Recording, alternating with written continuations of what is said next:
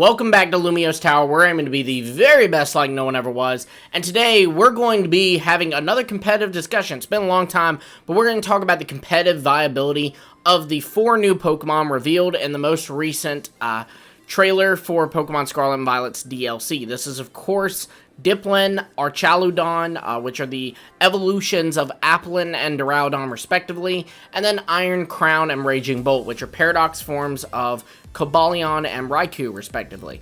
But while we do this, we're going to claim our Mew, and we're also going to do some raids and stuff. Go ahead and get some experience candies and whatnot so we can get this Mew at level 100 for the Mewtwo raid that will be coming, I think, the end of this month? I don't know, I'll need to look, but sometime soon. But yeah, first we're going to begin with the evolutions, because, you know, those are the ones we do have a good bit more information on.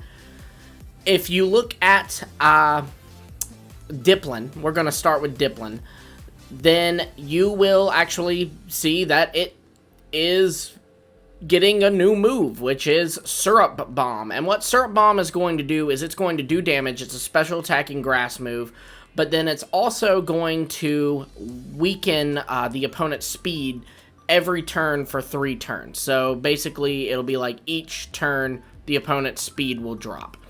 This is, you know, this is actually a pretty fine move, especially depending on the base power of it. I am also wondering if it traps the opponent too. It didn't say it did, so I'm guessing it does not. But that was just a thought of mine, because it kind of reminded me of like Sand Tomb or Whirlpool, those kinds of things. There's our Mew. Let's see what Terra type this bad boy is. But I gotta say, the issue with Diplin, this is the big issue that it's going to come across, and it was the big issue that Flapple and Appleton came across, is that Grass Dragon is not a great typing. Fairy types are very common in the metagame, especially right now. Flutter Mane is very common. Iron Bundle is pretty common. That's an ice type, which means it is 4 times super effective against Grass Dragon. So you're not living a Blizzard from an Iron Bundle if you are a Grass Dragon. You're just not. You're very likely not living a Freeze Dry. Okay, we're Terra type Steel. That's not terrible. I can work with that. That's fine. But yeah, you're not going to be living too much. It does also have an ability called Super Sweet Syrup, and what this does is it sets up basically Sweet Scent right as it gets out. It lowers the opposing Pokemon's evasiveness, and this is, again, fine. I mean, Sweet Scent isn't exactly a competitive move. I think most people will opt for Gluttony, which is its other ability, or its hidden ability, which obviously we do not know yet.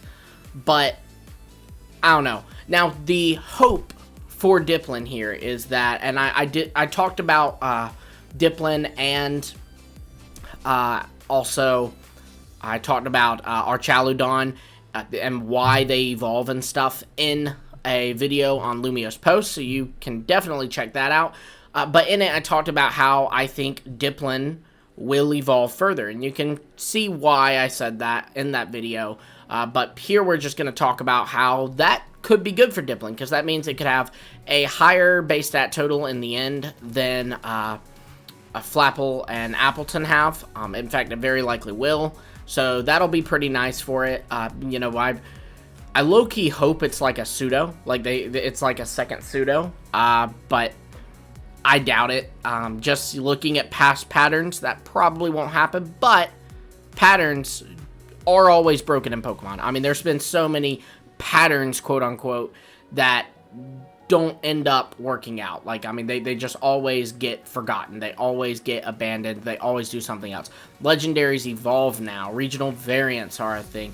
There's a dex cut in every game, etc., etc. But either way, if Diplin does get another evolution, perhaps it could see an ability or a stat distribution that would allow it to thrive a lot better than it currently will. But yeah, not a lot of hope for Diplin, but I would love to hear your guys' thoughts on its competitive viability and all these Pokemon in the comments below. Moving into our other evolution, Archaludon. Archaludon, there's actually a lot of hope for this Pokemon. Steel Dragon is not a bad typing at all, especially right now. A very common threat in the metagame is Rapid Strike Urshifu. And Rapid Strike Urshifu, obviously its signature move, is a move that hits 3 times. Well, Archaludon has the ability Stamina. So the nice thing is, if you can call the Surging Strikes and you can switch into Archaludon, he's going to get hit 3 times, but he's not going to take a lot of damage because this thing's going to have a lot of bulk, and it's also a dragon type, so it will resist the Surging Strikes. But each time the Surging Strike hits, it's going to raise Archaludon's defense due to the stamina. And again, this is a move that hits 3 times. So each Surging Strikes, Archaludon's defense rises 3 stages. There's already, I've seen talk about people saying, run Archaludon with a mouse hold with beat up, and I've even seen some say population bomb, where Archaludon will be able to take these hits from mouse hold, and each hit, again, beat up is a move that hits multiple times, each hit will boost its defense. So you're looking at a really impressive Pokemon here. It's going to get Body Press because Duraludon has Body Press. So then you factor in that it can now be +4 on turn 1 from you using Beat Up. And then it goes for a +4 defense Body Press. That's pretty intimidating to say the least. So a lot of hope for Archaludon. It does also have a signature move called Electro Shot. And this is basically an electric type special attacking move. It's like an electric type solar beam, really. Except instead of going 1 turn in the sun, it'll go 1 turn in the rain. So it'll be popular on rain teams. It will also benefit from Miraidon's ability when they allow for big legends to be used in VGC, which is usually the last VGC circuit they allow that. But yeah, it would do pretty well there, to be honest. Now, moving into our paradoxes, we do have to get more. Actually, before we move into the paradoxes, I will also say, even if Archaludon is not impressive, Eevee-like Duraludon can now be a thing, which in both singles and doubles will be pretty good. I mean, Duraludon wasn't a terrible mon, but now with an Eevee-like, it'll be a pretty good mon, to be honest. So that's something to get excited about. But moving into the Paradox Pokemon, we do have to get a bit more speculative because they did not reveal anything about these Paradox Pokemon, like in terms of their stats or their abilities or their typings. However, with Walking Wake and Iron Leaves, we are able to kind of assume what kind of setups these Pokemon will have in terms of their typings and abilities. They're Paradox Pokemon, so they will very likely have Photosynthesis and Quark Drive, respectively. And then, since Iron Leaves is Grass Psychic, it took the Grass type from Virizion, the not Fighting type from Virizion, and added Psychic to it. I imagine Iron Crown will take the Steel type from Cobalion and add the Psychic. So it will be a Steel Psychic type, which, you know, fits in with Metagross and Bronzong, but it'll differ from Metagross and Bronzong a good bit in that this Pokemon, to me, looks like it'll be a fast, hard-hitting Pokemon. I kind of assume it'll be more of like a physical glass cannon, which is very different for this typing. And again, with Quark Drive, you can give it a booster energy, or you can set up terrain for it, and it'll do even better than it'll do to begin with. And again, these Paradox Pokemon have great stat distribution, so it's going to do good even without the Photosynthesis, to be honest, but the Photosynthesis would just make it all the better. And we also, I mean, we finally have a Pokemon that maybe its speed could end up matching Fluttermane's, and it can Iron Head a Fluttermane and just go ahead and take it out so that no one has to worry about that. I don't know that that'll be the case. Obviously, we are speculating on the stat distribution here, but yeah. There is also the fact that Iron Leaves did get a signature move in Psystrike. Given that this is a Psychic type move, no, it's not Psystrike.